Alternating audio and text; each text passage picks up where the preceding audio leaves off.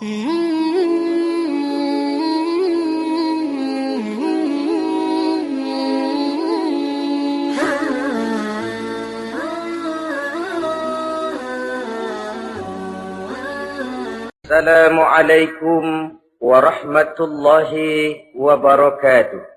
Waalaikumsalam warahmatullahi wabarakatuh. Bismillahirrahmanirrahim. Alhamdulillahi rabbil alamin. Wassalatu wassalamu ala ashrafil anbiya'i wal mursalin, imamil muttaqin, sayyidil ghurril muhajjalin, sayyidina wa maulana Muhammadin wa ala alihi wa ashabihil mujahidin at-tahirin, amma ba'du. Saudara-saudara kaum muslimin rahimakumullah. Dalam kehidupan ini, pada satu sisi memang kita harus melaksanakan berbagai kegiatan amal ibadah. Tetapi pada sisi lain, kita juga harus menjaga jangan sampai amal ibadah yang sudah kita kerjakan itu dihancurkan oleh sikap kita sendiri. Bahwa kita sudah sholat, alhamdulillah. Bahwa kita sudah zakat dan memberikan sedekah, syukur. Bahwa kita sudah melaksanakan ibadah haji, thayyib. Apakah dengan demikian amal kita sudah menjadi banyak? Nanti dulu. Jangan berbangga hati dan puas diri. Pada kesempatan yang berbahagia ini, saya ingin menyampaikan satu hadis yang diriwayatkan oleh Imam Ad-Dailami, di mana Rasulullah sallallahu alaihi wasallam pernah bersabda, "Sittatu asya'in tuhbitul a'mal." Ada 6 perkara yang bisa menghancurkan amal yang sudah kita kerjakan. Salat yang sudah kita kerjakan itu, zakat yang sudah kita bayarkan itu, haji yang sudah kita tunaikan itu, bisa dihancurkan oleh 6 perkara ini. Nanti di akhirat, pada saat setiap orang menunggu pahala dari ganjaran amal yang ia kerjakan di dunia ini, kita menanti dan menanti, ya Rabb, mana amal kebaikan saya? Mana pahala kebajikan yang saya lakukan? Hasilnya tidak ada. Amal yang kita kerjakan dihancurkan oleh sifat-sifat yang akan kita kemukakan pada pertemuan kali ini. Yang pertama yang bisa menghancurkan amal adalah al-istighalu bi'uyubil khalqi.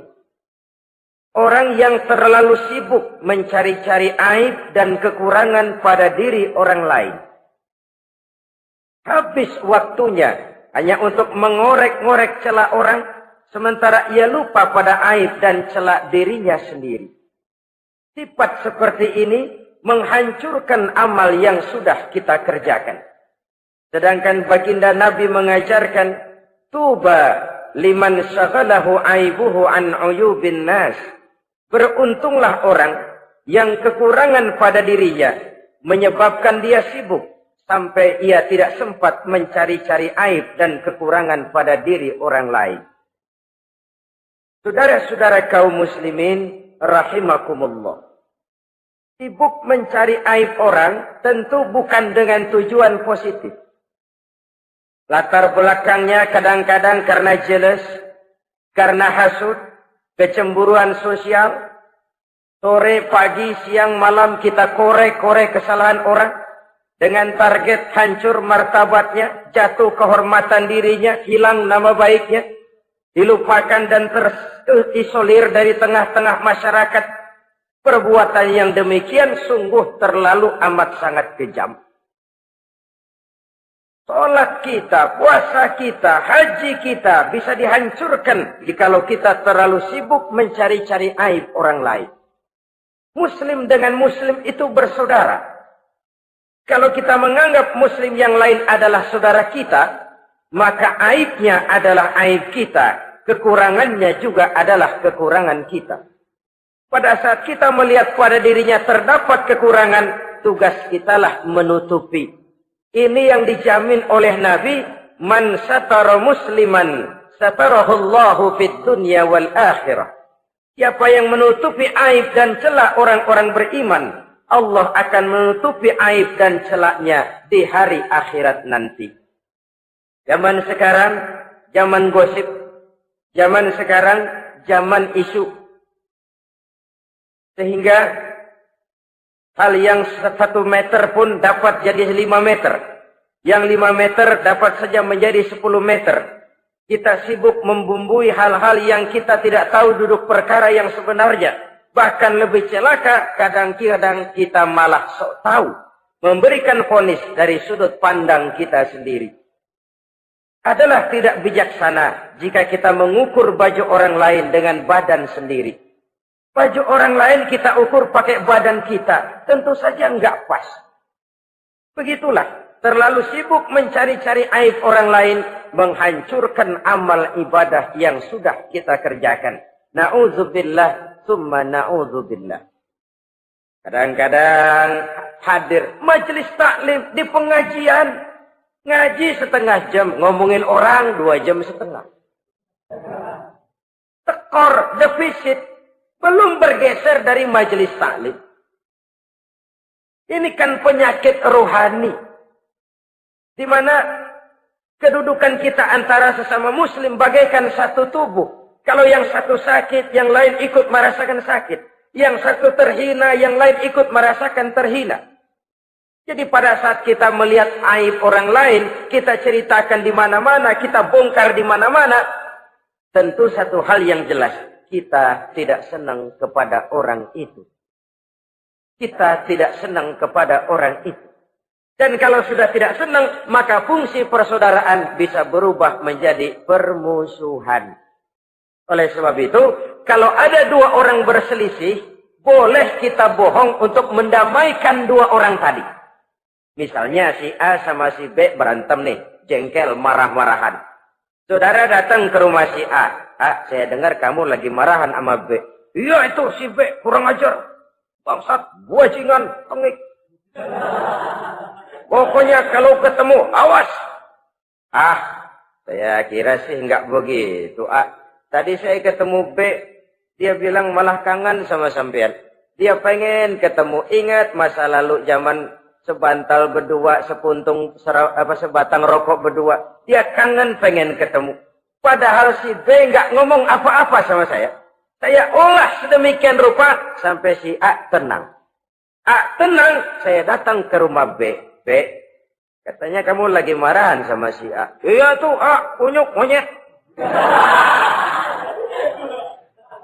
Udahlah, pokoknya kalau ketemu dia, saya hantam habis. Barusan saya ketemu si A, dia bilang pengen ketemu ente. Pengen ngobrol kayak dulu, mengembalikan keharmonisan yang hilang, mengembalikan kehangatan persaudaraan yang lenyap. Si A tenang, si B adem. Kenapa? Karena bohong saya. Kesana saya ademin, kesini saya ademin. Jenis bohong seperti ini berpahala. Kenapa? Tujuannya mendamaikan orang yang sedang berselisih. Tapi kan orang bermental seperti ini jarang. Yang banyak kan tukang kompor sekarang. Taruh angetin, sini angetin, murub deh. Datang sama A, lu marahan sama B. Iya, gue kesel banget sama B. Emang? Wow. Diemang-emangin. Oh, udah, pokoknya gue mah kalau jadi elu takut sama si B, gue buka celana, gue pakai rok deh. Si A panas. A panas, datang ke rumah B. Komporin lagi. Dua-duanya panas, koslet, terjadi perkelahian. Biang iblisnya tukang kompornya. Sampai untuk mendamaikan 2 orang yang berselisih. Diizinkan berdusta. Kenapa? Prinsip Islam itu Islam. Mencari jalan damai. Bukan mengeruhkan suasana. Inilah realitas di tengah-tengah masyarakat. Enakan ngomporin daripada nyiramin. Enakan manasin daripada mendamaikan 2 orang yang sedang berselisih. Apalagi kalau kita punya kepentingan. Main nimbrung aja kayak toge. Kagak ngerti urusan, nyampur aja nyampur. Toge kan begitu, toge ada laksa nimbrung, ada gado-gado ngikut, ada kredok masuk. Kagak ngerti juntrungan masalah, main nyampur aja nyampur. Ini kan tidak objektif namanya. Nah, mental seperti ini, wah, sholatnya khusyuk, zakat bayar, sedekah iya, tapi kalau suka cari-cari aib orang, jembreng kesalahan orang di mana-mana, sholatnya, puasanya, hajinya bisa dihancurkan oleh mental yang seperti ini. Jangan bangga-bangga, sholat saya sudah banyak, puasa saya hebat, mantap, haji saya tiap tahun mondar-mandir ke Mekah. Tapi kalau mental seperti ini masih ada, waspadalah. Amal yang kita kerjakan bisa hancur oleh mental, sikap mental kita sendiri. Ini yang pertama. Yang bisa menghancurkan amal, terlalu sibuk mencari-cari aib orang lain. Satu. Yang kedua, saudara-saudara, wa qaswatul qalbi. Orang yang hatinya keras, tidak mempan diberikan nasihat. Baik nasihat yang datang dari luar dirinya, ataupun nasihat yang datang dari dalam dirinya. Hatinya keras. Dikasih muka tembok, kulit badak, kuping kebo. Makhluk apa namanya itu? Wallahu a'lam. Rai gedek. Pantas ya kalau kita lihat sejarah, Islam itu turun di semenanjung Arabia. Sebagai test case. Masyarakat Arab 14 abad yang lalu dikenal keras, kasar, brutal, primitif. Dari berbagai aspek kehidupan. Standar, kalau di tengah masyarakat yang begitu keras Islam berhasil, masyarakat lain lebih mudah masuk. Rasulullah diutus di Cianjur, lalu dakwahnya sukses, saya nggak kagum.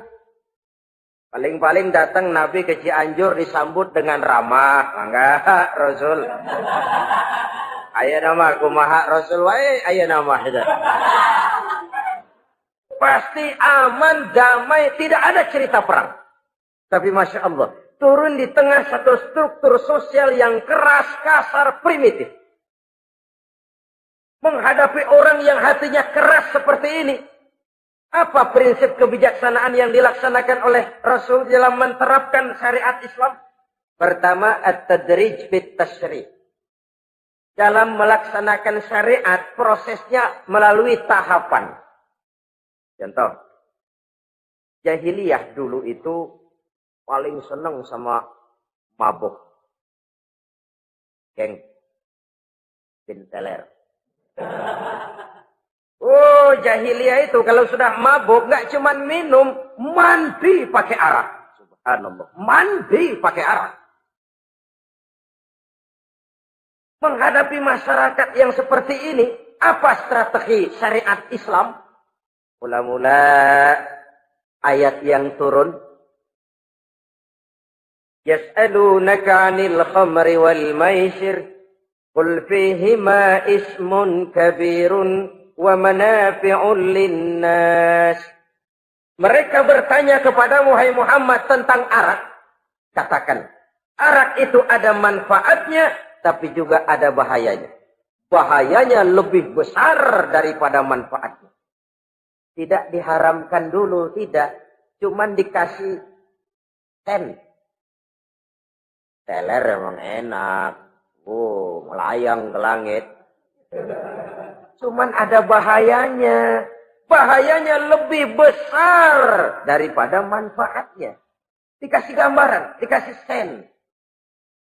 Tidak diharamkan mutlak dulu, tidak. Bertahap dikit dulu. Nih. Urusannya begini nih. Ada manfaatnya, tapi ada bahayanya. Bahayanya lebih besar daripada manfaatnya. Jak rasio berpikir. Setelah tahu bahayanya lebih besar, kan dikit-dikit mulain jauh. Mulain ngurangin, jaga jarak. Setelah ada jarak, turun peringatan kedua. La taqrabus salata wa antum sukara. Jangan dekati sholat kalau kamu lagi mabuk. Sholat sehari semalam 5 kali. Berarti 5 kali mereka harus jaga diri. Jangan sampai mabuk. Makin jauh. Setelah jauh sekali, kira-kira tidak goyah, turun vonis. Innamal khamru wal maisiru wal ansabu wal azlamu rijsun min amali syaitan fajtanibu la'allakum tuflihun. Arak itu najis, kotor, perbuatan setan. Jauhi, pasti kamu akan beruntung. Baru timbul hukum haramnya. Orang udah nggak kaget. Kenapa? Pagi-pagi udah dikasih sen. Bahayanya lebih besar. Kalau sholat jangan, kalau mabuk jangan mendekati sholat. Makin jauh. Ini tahapan. Sama juga kita kan. Begitu jebrol lahirnya cuman susu ibu. Gedean dikit sang Ambon. Gedean dikit pisang ulek. Gedean dikit nasi. Udah gede bener jengkol jijelin.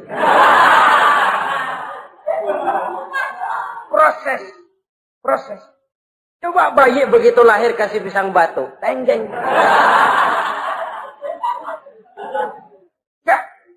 Gak kuat menerima, belum waktunya. Ini proses yang dilaksanakan oleh strategi syariat Islam untuk mengobati penyakit qaswatul qalbi ini. Keras hati. Syariatnya bertahap. Tidak drastis. Tidak kalau sudah begitu ya mesti begitu. Tidak. Konsep kedua. Taklilut takalif. Menyedikitkan beban. Coba kita lihat. Seluruh konsep agama. Kalau kemampuan melaksanakan perintah berkurang. Stressing perintahnya ikut turun. Angkat tuh beras 100 kilo. Nggak kuat pak. 30 kilo dulu deh. Ntar balik lagi. Lama-lama juga habis. Ini konsep untuk mengobati qaswatul qalbi. Bertahap. Semua perintah agama itu begitu. La yukallifullahu nafsan illa wus'aha. Allah tidak memberikan beban kecuali sesuai dengan kemampuan yang dimiliki oleh seseorang. Kalau kemampuan melaksanakan perintah berkurang, stres perintahnya juga ikut menurun. Sholat wajib diri. Kalau mampu. Gak bisa pak sholat berdiri. Sholat dengan berbaring. Kalau mampu. Berbaring gak bisa pak. Pinggang kurap. Sholat. Pakai isyarat. Kalau mampu, pakai isyarat tidak bisa. Dalam hati, setiap kemampuan melaksanakan perintah berkurang, stres perintahnya juga menurun. Taklilut takalif, ini juga salah satu strategi mengantisipasi kerasnya hati. Nah. Konsep yang ketiga dari syariat, al-musawat bainan nas fi takalifil ahkam. Persamaan terhadap manusia di dalam berhadapan dengan hukum Allah. Kadang orang yang hatinya keras itu, logikanya jalan, ngukur suasana. Gimana sih lu? Menggerib kagak bawa ke masjid? No, yang Pak Haji masih di perapatan.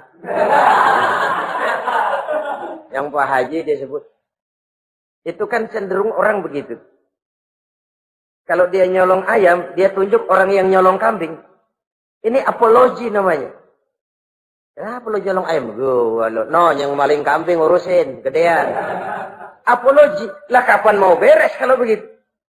Tidak introspeksi, tidak self-correction. Itu apologi. Untuk menutupi kelemahan diri, menunjuk kesalahan orang lain yang lebih besar. Itu kan nggak jantan namanya. Apologi. Tidak ada sifat untuk memperbaiki diri sendiri. Karena kecenderungan ini ada, Islam menutupi itu. Dengan apa? Semua manusia sama dalam berhadapan dengan hukum Allah. Tidak ada iri hati dalam hukum Islam ini. Salat wajib. Wajib. Bagi siapa? Yang sudah balik dan mampu. Terhadap semua strata. Jenderal wajib, kopral wajib. Apalagi hansip. Tidak ada fasilitas. Wah kamu jenderal nggak apa-apa dah sembahyang setahun 2 kali, Idul Fitri aja sama Idul Adha. Enggak tuh. Semua manusia sama dalam berhadapan dengan hukum Allah. Itu yang Nabi ingatkan. Orang-orang sebelum kamu dahulu hancur, umat-umat sebelum ini rusak binasa. Kenapa? Karena mereka, kalau orang kecil berbuat salah, hukum cepat-cepat ditegakkan. Tapi kalau yang besar berbuat salah, mereka diam pura-pura tidak tahu. Jadi apa ini? Yang namanya mafia peradilan bukan cuma zaman ayeuna. Sejak zaman sebelum Islam, Nabi sudah mengingatkan. Mereka dahulu hancur. Kenapa? Kalau orang kecil berbuat salah, hukum buru-buru ditegakkan. Ramai-ramai dikeroyokin. Giliran yang gede berbuat salah, diam pura-pura enggak tahu. Hukum pakai pandang bulu. Saudara-saudara kaum muslimin, rahimakumullah.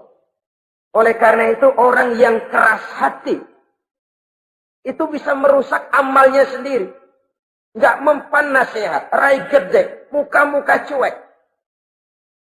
Baik nasihat yang dari luar, maupun nasihat yang dari dalam, enggak mempan. Kan dalam hidup ini ada nasihat dari luar, dari orang lain, bisa dari fenomena kehidupan. Ini juga nasihat. Oh, dia itu kaya, tapi pelit. Hatinya begitu ya. Katanya menteleng. Itu kan nasihat. Itu kan nasihat. Oh, dia waktu berkuasa, tapi zalim, matinya begitu. Perutnya pancung.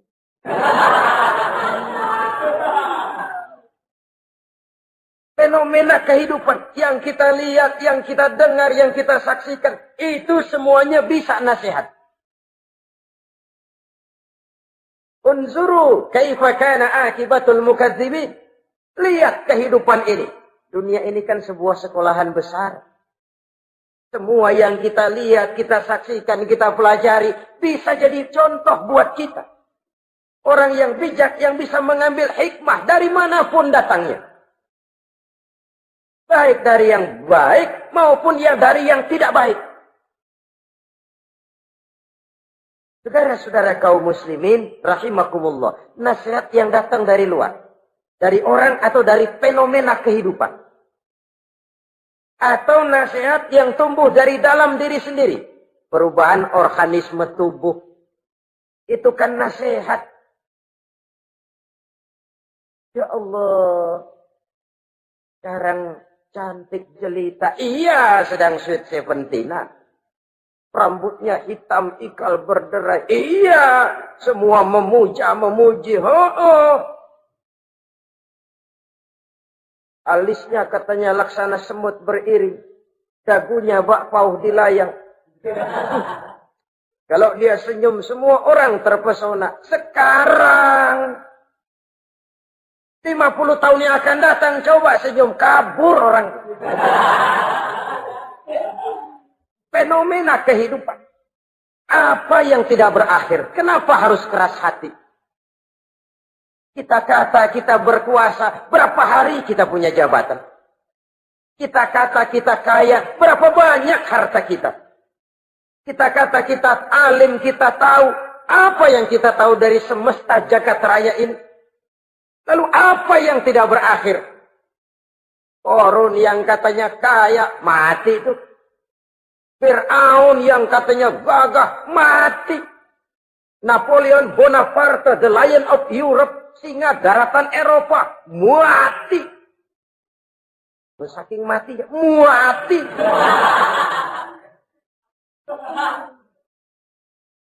Kenapa harus keras hati? Kenapa tidak melihat perubahan fenomena alam sekitar ini? Apa yang tidak berakhir? Apa yang tidak selesai? Lalu apa yang mau kita sombongkan? Kenapa kita harus keras hati? Sehingga pantas dalam hadis kursi Allah menyatakan al-kibriya'u libasi. Sombong itu pakaianku. Manusia enggak pantas pakai pakaianku, kegedean. Pakaian Allah mau dipakai. Kalau Allah sombong, udah pantas aja udah. Kenapa? Kagak ada Tuhan lain selain dia. Udah pantas dia nyombong. Kita nyombong apaan? Oleh sebab itu, beruntung orang kalau diberikan hati yang lembut, mudah menerima kebenaran, peka terhadap kesulitan orang lain, ringan tangan memberikan pertolongan buat mereka yang memang memerlukan. Dan enggak semua orang dikasih begitu. Gak semua orang. Lain ya. Umar bin Khattab sikapnya keras. Tapi hatinya gampang menerima kebenaran. Nah, lain orang kayak begini. Keras sikap boleh keras. Tapi hati mudah menerima kebenaran. Wah, kalau Umar kerasnya kan luar biasa. Tapi hatinya kok gampang menerima kebenaran. Ini hidayah. Coba lihat waktu berita Rasulullah meninggal dunia. Sampaikan oleh para sahabat. Umar jengkel. Cabut pedang. Siapa bilang Muhammad mati, saya tabas batang lehernya. Dia nggak siap menghadapi kenyataan. Emosinya yang jalan, bukan rasionya. Keras. Bilang deh, Muhammad meninggal. Saya tabas batang lehernya. Untung ada Sayyidina Abu Bakar. Beliau tidak bicara langsung, cuma pidato. Ayyuhan nas, man kana ya'budu Muhammadan fa inna Muhammadan qad mata. Wa man kana ya'budu Allah fa inna Allah hayyun la yamut. Hai manusia, siapa yang menyembah Muhammad, Muhammad sudah meninggal. Tapi siapa yang menyembah Allah, Allah maha hidup dan tidak akan pernah mati buat selama-lamanya. Sayyidina Umar tersentak. Subhanallah, saya salah. Bagaimanapun Muhammad hanya seorang manusia. Saya cinta dia, saya suka dia, nyawa saya pertaruhkan untuk dia. Tapi dia manusia dan saya tidak menyembah Muhammad.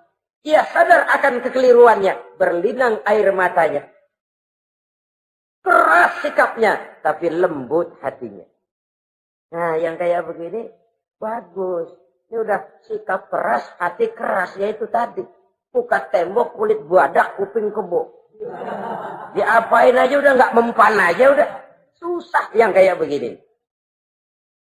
Saudara-saudara, ma'asyiral muslimin rahimakumullah. Jadi yang kedua yang bisa menghancurkan amal kita, orang yang hatinya keras. Wah. Yang ketiga sekarang, yang bisa menghancurkan amal kita itu wa hubbud dunya. Orang yang terlalu cinta kepada dunia. Nih, pakai kalimat terlalu ya. Kalau sekadar cinta kepada dunia, why not? Kita cinta anak dan istri, wajar. Kita cinta harta benda, tentu. Kita cinta sanak famili dan seluruh handai tolan, memang. Kita juga cinta kepada bangsa dan tanah air. Itu bagian dari iman, persilahkan. Yang tidak boleh itu kalau sudah pakai kalimat terlalu. Terlalu. Sebab kalau sudah terlalu, itu sudah di luar kontrol. Orang lalu menghalalkan segala cara. Terlalu cinta kepada jabatan. Akhirnya bergeser. Sholat menghadap Allah.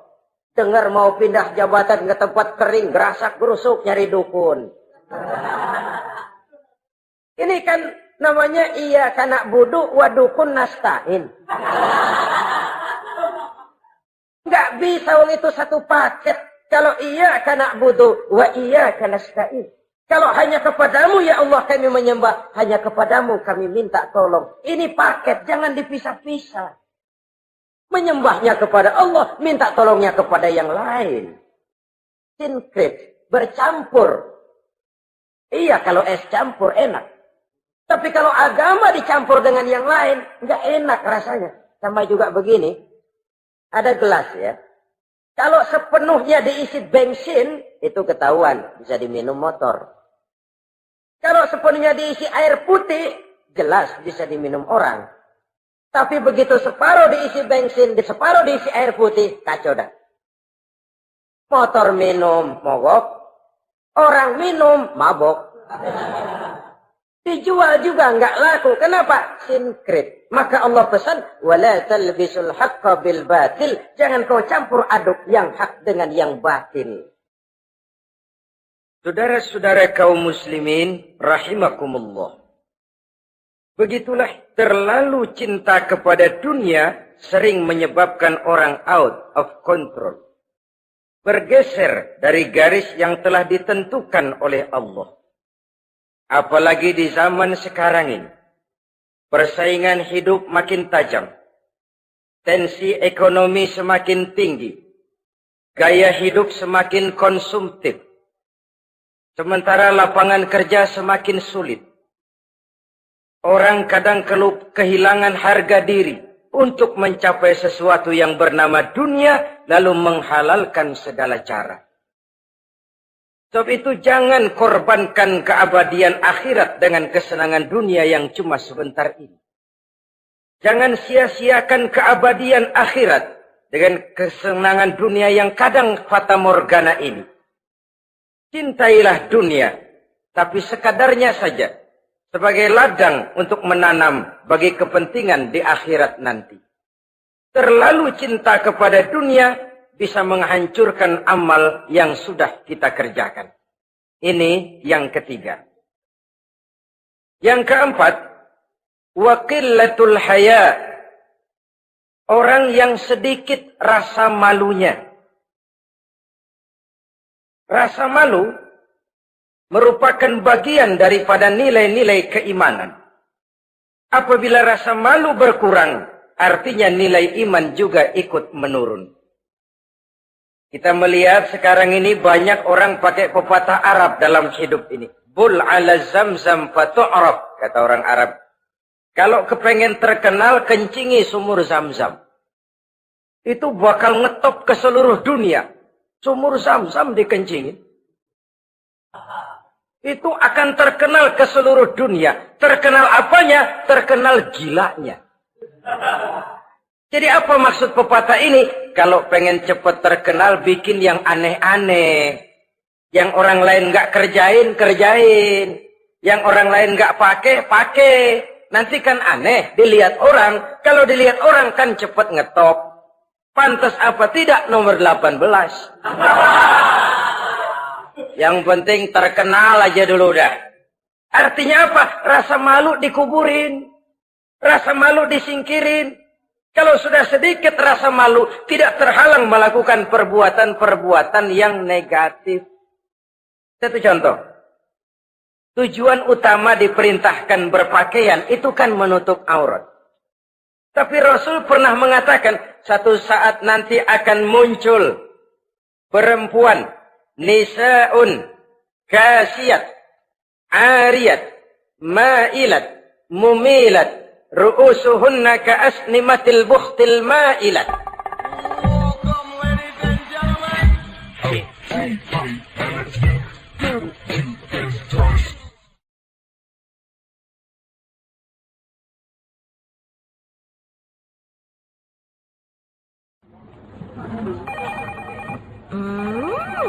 What is it? Oh, a new chocolate product by the Integral CJ's Management. What chocolate? No, my girl. It's a new CJ's brand. Kepalanya ditata begitu rupa persis kayak punggung onta. Itu rambut lagu apa tahu deh. Ini kan fenomena berpakaian tapi telanjang. Kenapa? Yang dikejar mode, yang dikejar merek. Kiblatnya Paris, London, Roma. Imamnya siapa? Pierre Cardin, Christian Dior, Escada, Etienne Egner. Merek yang dikejar, mode yang dikejar, aurat pontang-panting. Ditambah oleh tayangan-tayangan berbagai iklan yang merangsang anak-anak kita untuk hidup konsumtif. Yo, iyo yo. Cocok iya jam urang yo. Terangsang dia untuk konsumtif. Dihadapkan kepada kenyataan. Suasana ekonomi nggak menunjang. Orang tua lemah ekonominya. Dia lihat sekelilingnya ternyata yang lain juga begitu. Banyak teman senasib kumpul. Disingkirkan rasa malu. Akhirnya tukang bajai ditodong. Qillatul haya, sedikit rasa malu. Kalau sedikit rasa malu, dia tidak terhalang lagi melakukan perbuatan-perbuatan yang negatif. Dan itu berarti menghancurkan amal-amal yang lain. Sebab itu budaya malu ini sangat penting. Coba kalau dia hinggap di hati seorang pejabat. Pejabat yang punya rasa malu, Masya Allah, membawa manfaat yang besar buat rakyatnya. Contoh saja ya, di Jepang itu ada Perdana Menteri Hosokawa, saudara-saudara dengar. Baru 8 bulan jadi Perdana Menteri. Dia dijuluki Mr. Clean, Mr. Bersih. Diisukan terlibat skandal, cuma 4-6 miliar rupiah. Itu pun buat kampanye kemenangan partainya. Diisukan begitu rupa, malu Hosokawan. Malu mengundurkan diri, baru 8 bulan jadi Perdana Menteri. Mundur, malu. Padahal Hosokawa nggak kenal ketuhanan yang Maha Esa. Nggak kenal. Tapi budaya malunya luar biasa. Nah kalau sudah pejabat nggak punya malu, habis.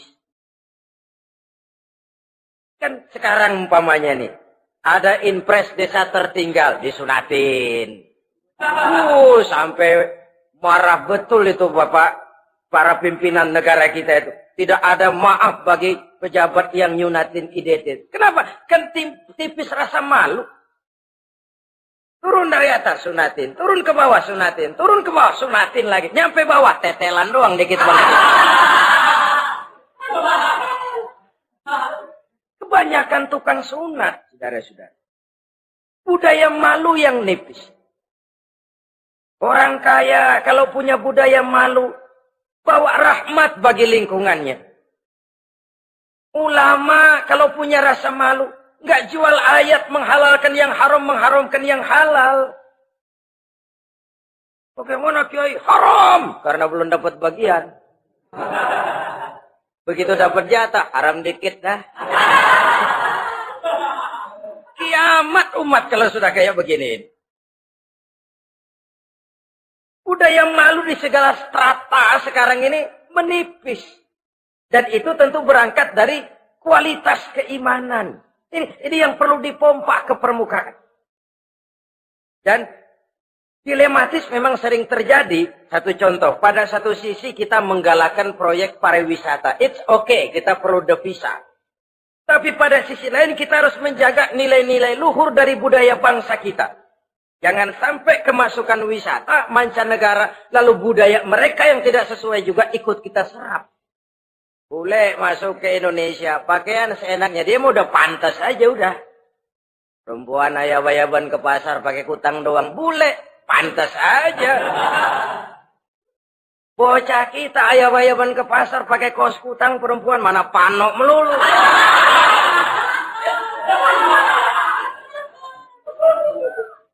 Menipisnya budaya malu. Ada standar. Bahwa mode, hal kedua. Merek apalagi. Yang pertama itu menutup aurat. Dari sisi berpakaian saja. Kalau anak-anak kita diracuni oleh yang namanya mode, diracuni oleh yang namanya merek, dia akan terbuai hidup dalam alam kepalsuan. Sekarang ini hidung pesek bisa dibikin mancung. Kulit keriput jadi kencang. Operasi plastik. Pada sisi lain pengaruh duit juga luar biasa. Ya laki-laki keriput kalau habis gusuran kencang lagi. Pasaran keras lagi. Oleh sebab itu budaya malu ini perlu kita kembangkan. Supaya di semua strata sosial memiliki budaya yang namanya malu. Sederhana memang, tapi tidak semudah mengucapkannya. Sampai-sampai dijadikan taruhan, al-haya'u minal iman. Rasa malu itu bagian daripada iman. Dan malu yang tertinggi, kalau sudah punya malu kepada Allah, itu puncak. Puncaknya di situ. Kalau cuma malu sama mertua, ngaling aja dikit, dia kagak tahu. Kalau cuma malu kepada petugas keamanan, terlalu banyak tempat yang mereka nggak lihat. Tapi kalau sudah budaya malu kepada Allah, tidak sejengkal tanah pun terhalang dari pengetahuan Allah. Ini nantinya juga punya pengaruh sosial. Sosial kontrol sekarang juga sudah renggang. Dulu kalau ada hal yang dianggap aib, satu kampung tahu. Malunya selebar awak. Sekarang budaya hidup sudah individualis. Tetangga mau apa kayak cuek aja udah. Akhirnya orang anteng lah, nggak apa-apa ini dah, tenang aja dah, besok begitu aja lagi. Sosial kontrol juga sudah agak renggang sekarang ini. Kalau dulu orang punya rasa sosial kontrol yang begitu dekat. Oleh sebab itu, budaya malu merupakan bagian daripada iman. Orang yang sedikit rasa malunya bisa lepas kontrol. Kalau dia sudah lepas kontrol, dia bisa melakukan hal-hal yang merusak amal perbuatannya sendiri. Oleh karena itu, pada pertemuan kali ini, saya juga mengajak, mari kita tumbuh kembangkan budaya malu ini. Saudara-saudara kaum muslimin, rahimakumullah. Yang kelima, yang bisa menghancurkan amal kita, watulul amal. Orang yang terlalu panjang angan-angannya. Hidup dalam bayangan. Kakinya tercabut dari alam realitas. Mengharap burung terbang tinggi, tapi punai di tangan cepat-cepat dilepas. Akhirnya burung di tangan terlepas, punai juga tidak datang. Terlalu panjang angan-angan. Hidup cuma nunggu keajaiban. Yang diwiridin jikalau. Orang sudah kemana-mana, dia masih anteng. Jikalau, andai kata, umpama misalnya. Islam bukan agama orang pemalas yang selesai sholat lalu berpangku tangan. Ada orang yang cuma sujud saja rezekinya mengalir. Ada orang yang cuma munajat di keheningan malam. Rezekinya mengucur. Ada. Tapi kan bukan kelas kita. Itu kelas antara dia dengan Allah, tidak ada jarak lagi. Orang-orang yang batinnya bersih. Doanya didengar. Permohonannya dikabulkan. Permintaannya cash. Kalau kita bisa bayang cuma nadah doang. Nggak mau usaha. Paling banter orang undang tahlil kita.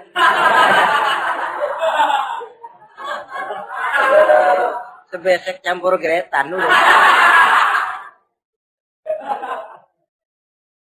Kita ini tahap yang bekerja, berusaha, berdoa, tawakal.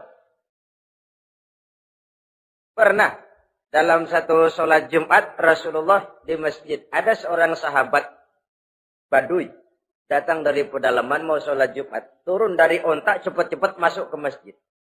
Ditegur oleh Rasul, ontamu sudah kamu ikat? Belum ya Rasul.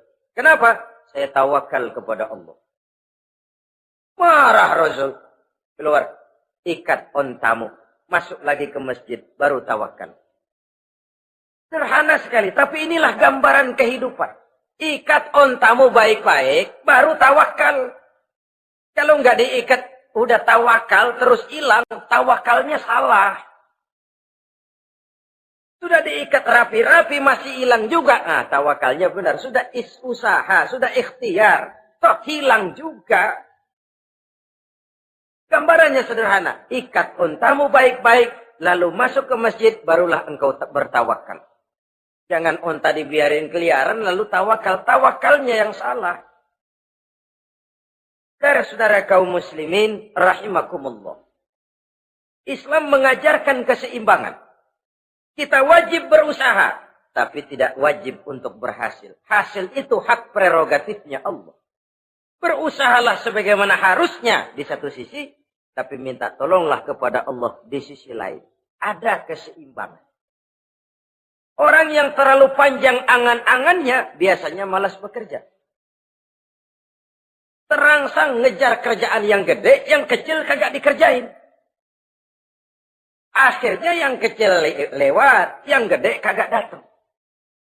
Padahal rezeki itu kan yang penting mudawamahnya ya, rutinnya. Biar banyak, tapi begitu sekali datang banyak. Begitu stok 10 tahun kagak datang terus. Sengsara juga. Yang penting mudawamah, continue-nya itu. Biarin duit sih banyak, asal rutin aja. Gak apa-apa. Tulul amal, terlalu panjang angan-angan. Hidup di alam bayangan. Terlepas kaki dari akar kenyataan. Hidup ini kan kenyataan, harus dihadapi secara nyata. Islam ini agama yang wajar. Hiduplah secara wajar. Jangan melakukan sesuatu yang memang bukan makom kita di situ. Artinya apa? Kalau memang kita cangkir, lalu minta air seember, kan lebihnya mubazir. Cangkir, minta air diisiin seember. Buat apa lebihnya? Bukan makom kita. Jangan tercabut dari akar kenyataan. Siapa sih kita ini? Jangan ibadah baru ala kadarnya, sikap udah kayak wali. Iyalah kalau wali cuma sujud, permohonannya makbul. Kenapa? Dia dengan Allah itu nggak ada jarak. Kita, lapisan dosa kita yang bikin jarak. Makanya sering dijelaskan ya. Kalau ada hadis, siapa yang baca Bismillahirrahmanirrahim, dia lewat di atas air, beku itu air, dia bisa jalan di atas air. Bismillah saja bisa jalan di air. Tapi kan soalnya kemudian, Bismillahnya orang yang bagaimana? Model kita, maaf lah, 1000 kali baca Bismillah, lewat di empang, tenggelam kita. Bukan Bismillahnya yang lain. Yang baca mentalnya, pribadinya yang lain. Makom kita belum di situ. Kalau memang makom kita masih harus berusaha.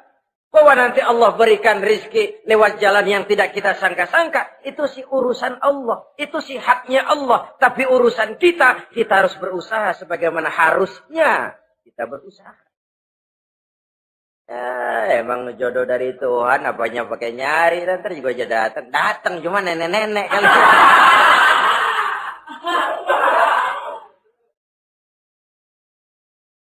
Bekerja, berusaha, jangan terlalu panjang angan-angan. Hiduplah secara nyata, apa adanya, yang wajar-wajar saja. Tinggal di gubuk reot, hidup pakai gaya jet set.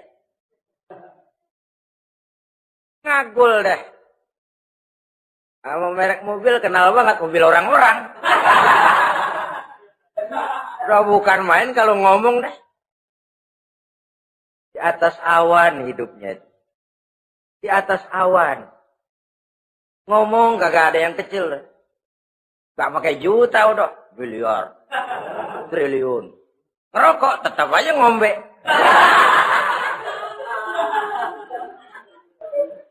Silahkan mengharap burung terbang tinggi. Tapi punai di tangan jangan dilepas. Realitas apa? Idealisme boleh terbang setinggi langit. Tapi kaki tetap berpijak di alam realitas. Ayo kita ngambil contoh dari Rasulullah SAW. Rasulullah itu kan dikasih mukjizat. Fasilitas. Tapi nggak ngandelin. Buktinya apa? Nabi hijrah ke Madinah. Itu kan manusia. Posisi kita terjepit. Ayo hijrah, berangkat. Gak ngandelin Tuhan. Pojok ini dikepung. Kirim dah apaan kayak biar pada mampus nih orang ini. Enggak tuh. Enggak. Walaupun beliau punya mukjizat. Tapi enggak ngandeli. Kenapa kita enggak lihat itu? Perang Uhud kalah. Berlumur darah dari kakinya yang mulia itu. Kalau ngandelin mujizat, apa pantas Nabi kakinya sampai berdarah? Apa pantas sampai kalah? Kenapa enggak rekes, simsalabim, hancur musuh? Tidak, beliau tidak tercabut dari akar kenyataan. Beliau manusia, hidup dan berjuang secara manusiawi. Perkara Allah mau kirimkan mukjizat, itu haknya Allah. Waktu di Taif, saudara masih ingat. Dilontari dengan batu. Menghindar ke kebun anggur. Turun malaikat Jibril. Muhammad. Innallaha amaroni an uti'ak. Allah perintahkan saya datang menemuimu di sini. Untuk mendengar komandomu. Sekarang apa mau kamu? Kalau mau kau orang Taif yang melontari kau dengan batu hancur. Saat ini saya angkat Jabal Uhud. Saya timpakan mereka biar mati semua. Bagaimana? Dalam keadaan terpojok. dilemparin batu, dikeroyokin, menghindar ke kebun anggur. Turun Jibril nawarin bantuan. Apa jawab Nabi? Jangan Jibril. Jangan. Saya diutus bukan buat ngancurin orang. Saya ini rahmah bagi alam. Tapi kamu disambitin. Biarin. Saya berjuang jangka panjang Jibril. Kalau sekarang mereka ingkar. Barangkali nanti anak-anaknya mau beriman. Saya tungguin anak. Kalau anaknya kafir lagi Muhammad, cucunya. Oh susah Muhammad, susah. Kenapa? Bagaimana bapak, begitu anak. Tidak begitu. Lalu mau kamu apa? Saya mendoakan mereka. Allahumma hdi qaumi fa innahum la ya'lamun. Ya Allah, berikan hidayah kepada mereka yang nyambitin saya. Karena mereka enggak tahu. Disambitin, berdarah, yang nyambitin didoakan. Pada satu sisi ini menunjukkan tingginya akhlak Nabi. Pada sisi lain ini menunjukkan Nabi juga mengatur strategi secara manusia. Tidak simsalabim. Tidak tercabut dari akar kenyataan. Padahal kita kalau lagi kepepet ada yang nolongin, kan demen banget. Kali mah kalau kita yang jadi Nabi tuh. Disambitin orang, turun Jibril. Bagaimana hancurin? Sikat Jibril. Habisin aja habisin. Hijrah ini usaha ikhtiar manusiawi. Perang kalah manusiawi. Putra tercinta wafat berlinang air mata manusiawi. Sakit manusiawi. Padahal punya mukjizat. Tapi enggak ngandelin. Semua nabi juga gitu. Nabi Musa dikasih tongkat. Tapi berapa kali tuh tongkat dipakai? Waktu ngelawan tukang sihir. Waktu nyebrang di Lautan Merah. Itu aja. Selebihnya Nabi Musa berjuang secara manusia. Berusaha. Gak mentang-mentang punya mukjizat. Tongkat tiap dapat kesulitan. Awas tongkat.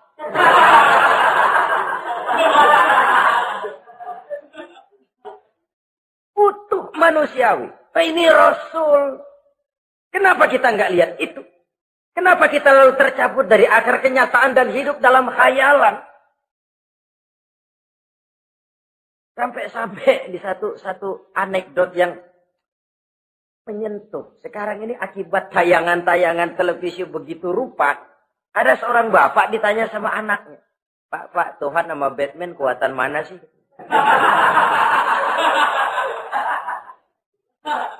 Logikanya sudah dipenuhi oleh gambaran Batman. Bahwa Batman itu kuat, gagah, menolong yang lemah. Timbul logika. Kuatan mana sama Tuhan gitu. Pengaruh yang dia lihat itu membentuk opini. Sama juga sekarang coba lihat ibu-ibu. Kalau udah Cassandra itu masakan ditinggal tuh angus di dapur. Angit tuh tempe juga.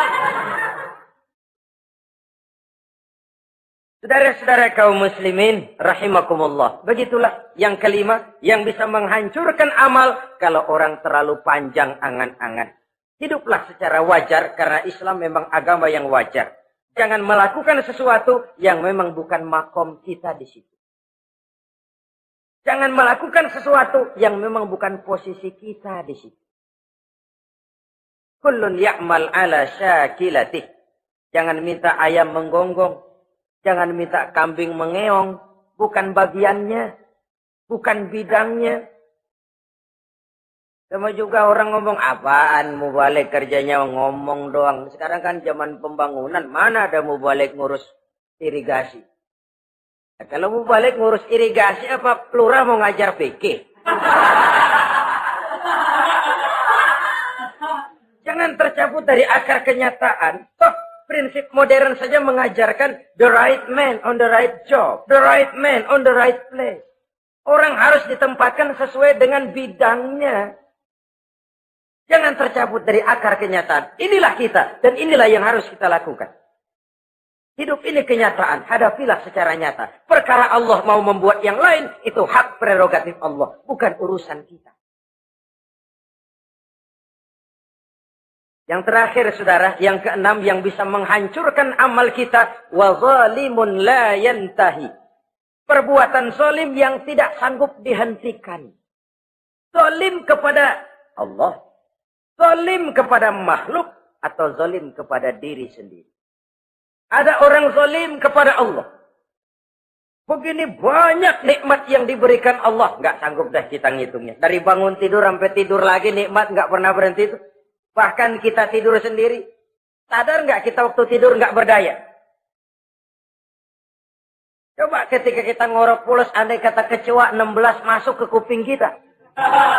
Siapa yang mau jagain? Siapa yang mau jagain? Nikmat. Belum pernah nikmat Allah berhenti. Begini banyak nikmat yang diberikan. Dan Allah cuma minta satu, syukuri nikmat itu. Kalau kamu syukuri, aku tambah. Kalau kamu ingkar, asal tahu saja azabku itu pedih, kata Allah.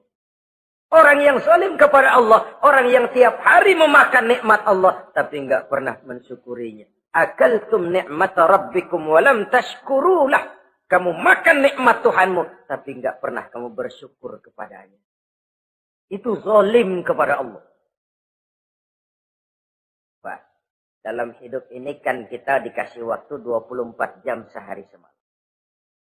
Sehari semalam, 24 jam. 24 jam itu Allah kan enggak minta semua. 5 waktu saja kau lapor kepada aku. Sholat. Sholat kalau bagus, 10 menit kan. Taruh dah tuh sholat bagus. Kilat, 5 menit dah. Kilat khusus, 2 menit. Cepat dia nggak pakai perangko. Taruhlah yang menengah kita ambil 5 menit. Kalau 5 waktu, 5 kali 25, 5 kali 5 berarti 25 menit untuk lapor. Hei manusia, aku kasih kau hidup 24 jam. 25 menit kau lapor. Banyak yang berat. Padahal sisanya masih 23 jam 35 menit. Buah gambaran ini. Zalim kepada Allah. Padahal zalim kepada Allah yang rugi bukan Allah. Se-ASEAN tidak ada yang sujud. Apa Allah tekor? Apa Allah lalu berhenti jadi Tuhan? Apa Allah lalu jadi lemah? Tidak. Zalim kepada Allah artinya juga zalim kepada diri sendiri. Lalu zalim kepada sesama makhluk. Kadang tidak kita sengaja. Karena itu dalam Islam tidak ada kebebasan mandiri. Ya contohnya ya. Kita beli radio. Atau setel di rumah kita sekeras-kerasnya. Terus dalam hati nih. Radio gue. Beli gue pakai duit gue. Gue setel di rumah gue. Sekeras-kerasnya urusan apa sama orang. Kata kita. Tetangga kita kan boleh juga ngomong begitu. Mata gue. Yang ngantuk gue. Gue tidur di kamar gue. Kenapa suara radio lu masuk kemari? Ini kebebasan saya nyetel radio. Dibatasi oleh kebebasan tetangga saya yang mau tidur. Kalau saya perturutkan nafsu saya sudah zalim kepada dia. Zalim kepada orang lain. Dan yang banyak tidak kita sadari, zalim kepada diri sendiri. Membiarkan diri hanyut dalam munkarat dan tanpa ada usaha untuk menghentikannya. Tidak ada orang yang bisa mencelakakan diri kita terus-menerus kalau bukan diri kita sendiri. Tidak ada yang bisa menyelamatkan diri kita kalau bukan kemauan kita yang tinggi untuk menyelamatkannya. Allah sudah ciptakan kita dalam bentuk yang paling mulia. Fi ahsani taqwim. Dari sekian banyak makhluk yang diciptakan Allah, tidak ada yang sekomplit, seindah, secantik manusia. Ini harus dijaga. Jangan posisi yang sudah tinggi ini kita rendahkan sendiri. Fi ahsani taqwim posisi kita. Tapi kita rendahkan, kita kembali asfala safilin. Posisi yang paling rendah, kita zalimi diri kita sendiri. Karena itu, zalim kepada Allah, zalim kepada orang lain, zalim kepada diri sendiri, akarnya sama, mendatangkan kerugian. Dan bisa merusak amal yang sudah kita kerjakan. Oleh karena itu, mari sama-sama kita berusaha. Pada satu sisi kita melaksanakan amal ibadah sebagaimana yang seharusnya, tapi pada sisi lain kita menjaga nilai-nilai ibadah. Jangan sampai hancur oleh perbuatan kita sendiri. Sekianlah jumpa kita kali ini. Insya Allah kita lanjutkan di lain kesempatan. Terima kasih atas segala perhatian. Mohon maaf atas segala kekurangan. Usikum wa nafsi bitaqwallah. Wassalamualaikum warahmatullahi wabarakatuh.